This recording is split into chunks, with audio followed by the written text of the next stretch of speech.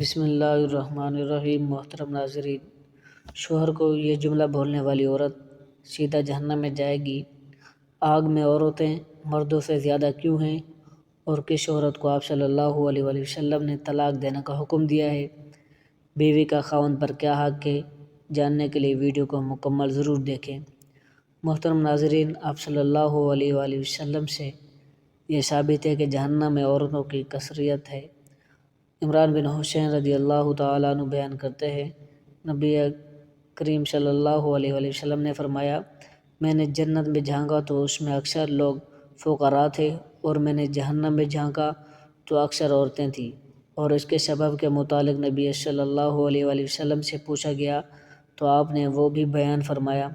عبداللہ بن عباس رضی اللہ تعالیٰ عنہ بیان کرتے ہیں، رسول اللہ صلی اللہ علیہ وآلہ وسلم نے فرمایا، مجھے آگ دکھائی گئی تو میں نے آگ کا ایسا خوفناک منظر کبھی نہیں دیکھا، اور میں نے جہنم میں اکثرت عورتوں کی دیکھی۔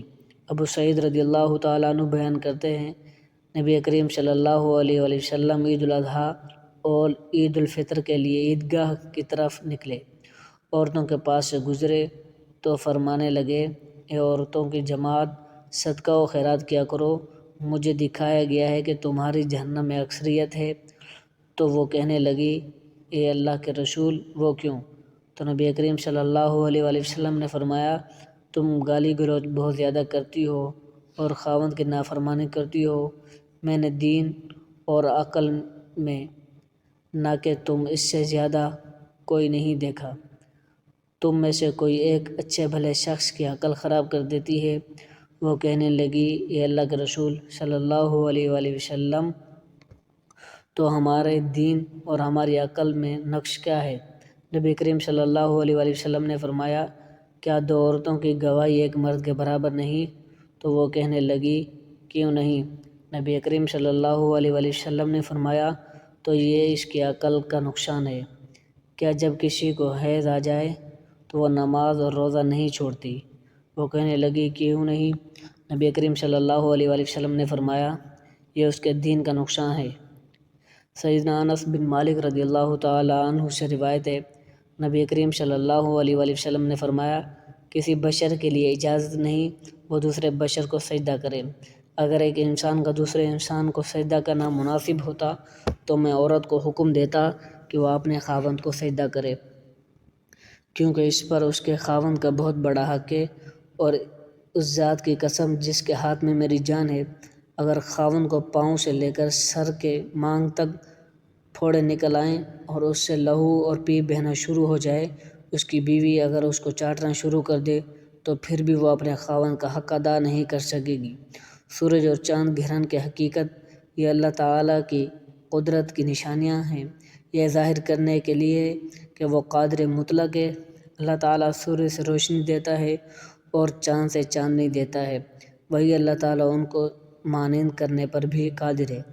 رسول اللہ صلی اللہ علیہ وآلہ وسلم کے زمانے میں آپ صلی اللہ علیہ وآلہ وسلم کے صاحبزادہ حضرت ابراہیم رضی اللہ تعالیٰ عنہ کا انتقال ہو گیا۔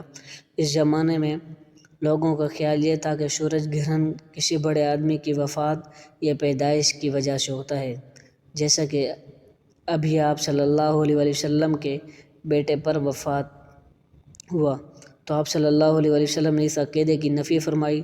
حضرت ابو دردہ رضی اللہ تعالیٰ عنہ اور حضرت موسیٰ رضی اللہ تعالیٰ عنہ سے روایت کرتے ہیں، انہوں نے بیان کیا کہ سورج گرہن ہوا تو نبی کریم صلی اللہ علیہ وآلہ وسلم اس طرح گھبراتے ہوئے کھڑے ہوئے جیسے قیامت آ گئی۔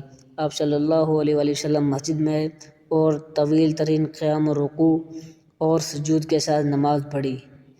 اس سے پہلے آپ صلی اللہ علیہ وآلہ وسلم کو ایسا کرتے ہوئے نہیں دیکھا تھا۔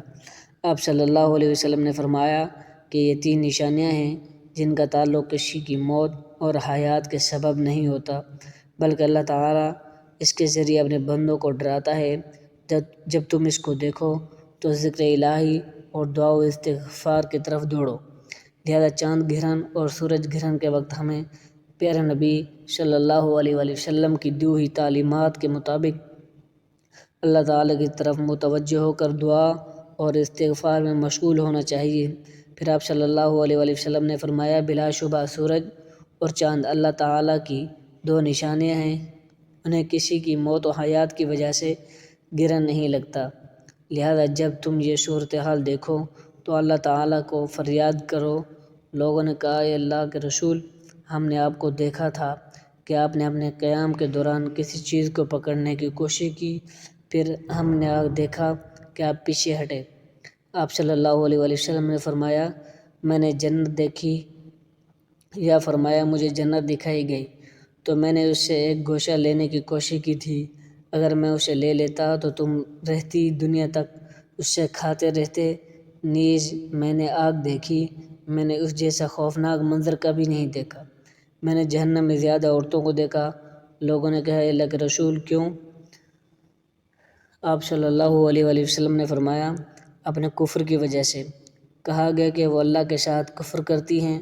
آپ صلی اللہ علیہ وآلہ وسلم نے فرمایا، نہیں، وہ خاوند کی ناشکری کرتی ہیں اور احسان فراموش ہیں، اور تم ان میں سے کسی کے ساتھ ساری زندگی حسن سلوک کرتے رہو، پھر وہ تجھے کوئی ناگوار چیز دیکھے تو کہے گی، میں نے تجھ سے کبھی کوئی اچھا سلوک نہیں دیکھا۔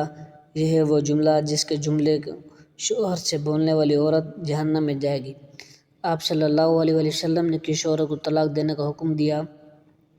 سیدنا لقیط بن صبرہ رضی اللہ تعالیٰ عنہ سے روایت ہے، وہ کہتے ہیں کہ میں نے کہا، اے اللہ کے رسول صلی اللہ علیہ وآلہ وسلم، میری ایک بیوی ہے، وہ بڑی زبان دراز ہے اور مجھے اذیت دیتی ہے۔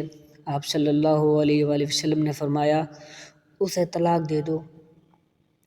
اس نے کہا کہ میرا اس کے ساتھ پرانا ساتھ ہے اور میرے اولاد بھی ہے۔ آپ صلی اللہ علیہ وآلہ وسلم نے فرمایا، پھر اسے روک لو اور ایسے بھلائی کی تلقین کرتے رہو، اگر اس میں بھلائی قبول کرنے کی صلاحیت ہوئی تو وہ قبول کرے گی۔